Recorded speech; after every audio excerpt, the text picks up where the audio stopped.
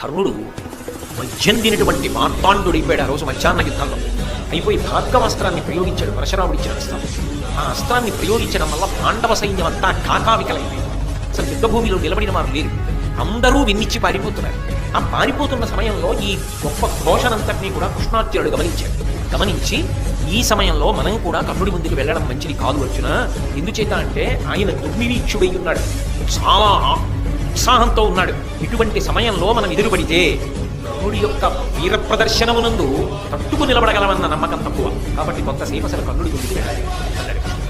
వెంటనే అర్జునుడు అన్నాడు, పట్టపగలింటి సూర్యుని పరిధి కర్ణుడు ఉగ్రమూర్తి అయి వెలుగుచున్నవాడు. మన రథం ఇప్పుడు మాధవ మరల నింపు బ్రతికి ఉండిన శుభములు పడగవచ్చు.